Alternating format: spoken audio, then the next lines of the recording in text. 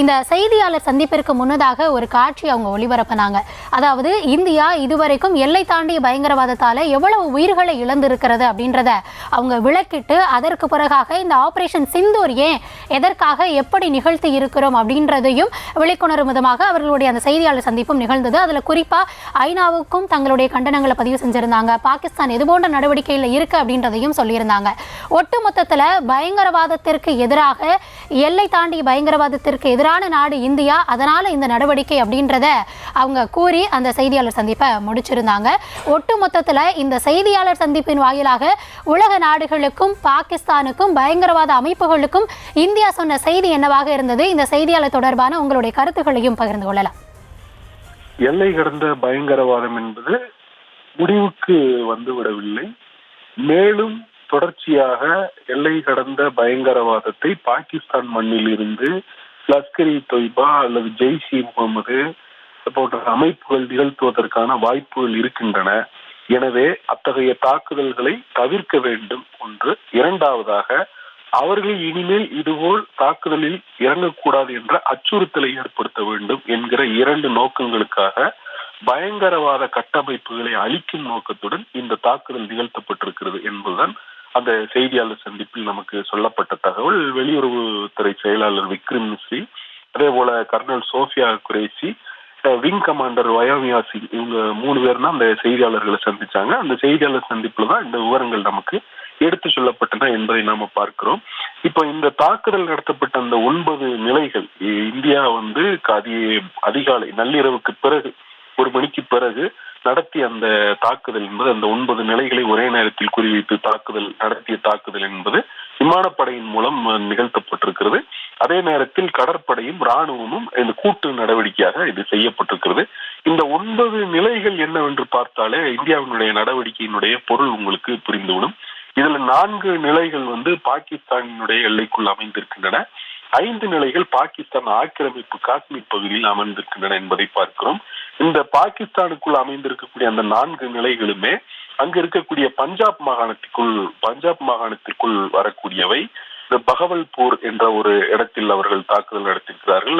அதே போல முரிதிக்கி என்கிற ஒரு இடத்தில் அவர்கள் இந்திய ராணுவம் தாக்குதல், இந்தியாவினுடைய முப்படைகளுடைய கூட்டு நடவடிக்கையாக அந்த பயங்கரவாத நிலைகளை குறிவைத்து அந்த தாக்குதல் நடத்தப்பட்டிருக்கிறது. அதே போல பர்னாலா என்கிற ஒரு இடத்திலும் தாக்குதல் நடத்தப்பட்டிருக்கிறது. இதுபோல் பாகிஸ்தானினுடைய எல்லைக்குள், அதனுடைய பஞ்சாப் மாகாணத்திற்குள் 4 இடங்களில், சியால்கோட் உட்பட 4 இடங்களில் தாக்குதல் நடத்தப்பட்டிருக்கிறது.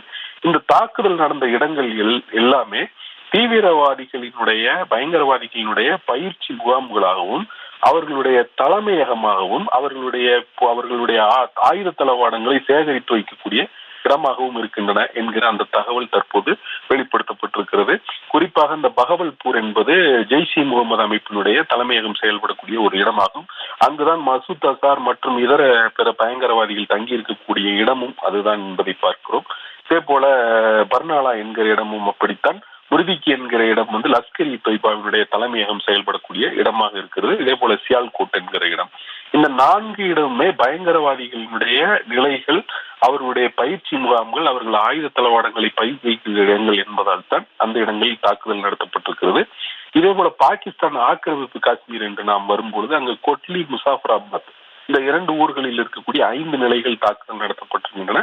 அந்த 5 நிலைகளுமே கூட தீவிரவாதிகளுடைய லான்ச்சிங் பேட் என்று சொல்லக்கூடிய, அவர்கள் அந்த தீவிரவாதத்தை ஏவுதளமாக பயன்படுத்தக்கூடிய இடங்களாகவும், அவர்கள் தங்கியிருப்பதற்கான பயிற்சி பெறுவதற்கான முகாம்கள் அமைந்திருக்கக்கூடிய இடங்களாகவும் அமைந்திருக்கின்றன.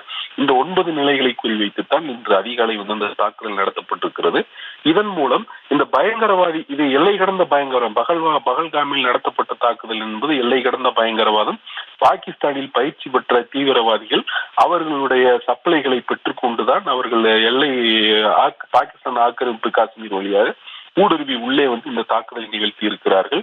அந்த தாக்குதல் என்பது அப்பாவி சுற்றுலா பயணிகளை குறிவைத்து, நிராயுதபாணிகளாக இருந்த பொதுமக்களை குறிவைத்து தாக்குதல் நடத்தப்பட்டிருக்கிறது. அது மட்டுமல்ல, பாயிண்ட் பிளாக் என்று சொல்லக்கூடிய க்ளோஸ் ரேஞ்சில் கிட்டத்தட்ட நெற்றி புட்டில் வைத்து துப்பாக்கியை சுடுவது போல அவர்களது குடும்பத்தினர் முன்னிலையில் அந்த கோரத்தை அவர்கள் அரங்கேற்றி இருக்கிறார்கள்.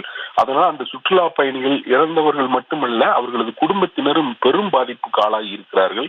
அது மட்டுமல்லாமல் அவர்கள் இந்த தாக்குதலை நடத்திவிட்டு இந்தியாவிடம் சொல் என்பது போல அவர்கள் கூறியிருப்பதையும் கூட அந்த செய்தியாளர் சந்திப்பில் நமக்கு தெரிவிக்கப்பட்டது.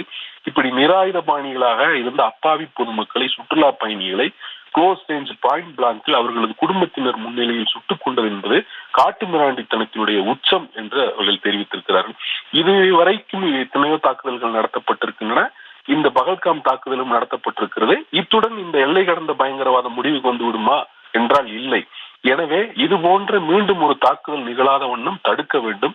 அது ஒன்று. இரண்டாவதாக அவர்கள் இனி இதுபோல் சிந்திக்க கூடாது என்கிற அச்சுறுத்தலை அவர்களை ஏற்படுத்த வேண்டும். இந்த இரண்டு நோக்கங்களுக்காகத்தான் அந்த பயங்கரவாத கட்டமைப்புகளை அழிக்கும் விதமாக இந்த தாக்குதல் நடத்தப்பட்டிருப்பதாக அந்த வெளியுறவுத்துறை செயலாளரும் அந்த படைகளை சேர்ந்த 2 பெண் அதிகாரிகளும் நமக்கு அந்த செய்தியாளர் சந்திப்பில் தெரிவித்தார்கள்.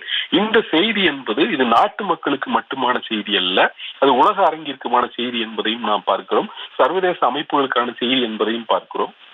பகல்காம் தாக்குதலுக்கு பதிலடியாக பயங்கரவாதிகளை குறிவைத்து மட்டுமே நடத்தப்பட்ட தாக்குதல். மற்றபடி இது இன்னொரு நாட்டின் மீதான ஆக்கிரமிப்பு போரோ அல்லது அங்கு ஊடுருவி சென்று நடத்தக்கூடிய தாக்குதலோ அல்ல.